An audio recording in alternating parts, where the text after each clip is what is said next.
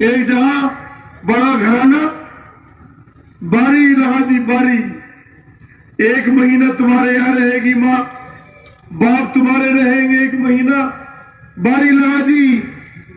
ارے 7 بچوں کو جنم دیا، 7 بچوں کو دودھ پلایا، 7 بچوں کو پالا، آج وہ ضعیف ہو گئے، کمزور ہو گئے، تم بیویوں کے دیوانے بن گئے۔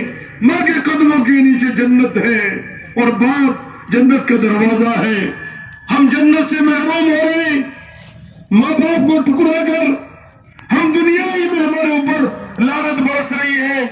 اگر ہم اپنے ماں باپ کو سینے سے نہیں لگائیں گے جنہوں نے ہماری پرورش کی ہے، ہمارا کیا حشر بنے گا کچھ معلوم نہیں ہے۔ اپنے انجام کو سوچو۔ یہ تعلیمات ان نوجوانوں کو جماعتوں میں دی جاتی ہیں اور ان تعلیمات کے لیے ہم جان مال لگوانا چاہتے ہیں آپ لوگوں کا۔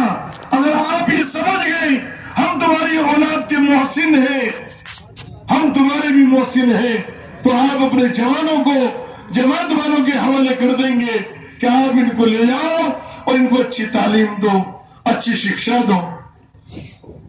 میرے دوستو، طوفان برپا ہے اور یہ قیامت کی نشانیاں ہیں۔ ماں باپ بھیک مانگ رہے ہیں اور مالدار ہیں، اولاد بنگلوں میں رہے، انہیں جوتوں میں بھی جگہ نہیں ہے۔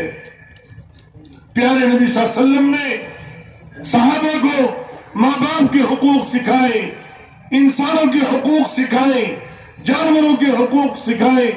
جانور بھی اللہ کے نبی صلی اللہ علیہ وسلم سے آ کر اپنے حقوق کا مطالبہ کرتے تھے۔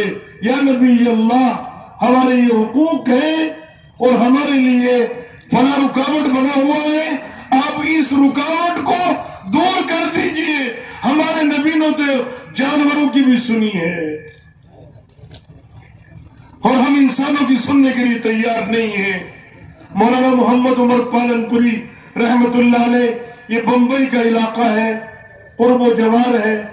40 سال پہلے یا 35 سال پہلے انہوں نے بیان کیا تھا اور یہ فرمایا تھا کہ ایسے انسان بنو کہ دوسرے لوگ ہماری قدر کریں۔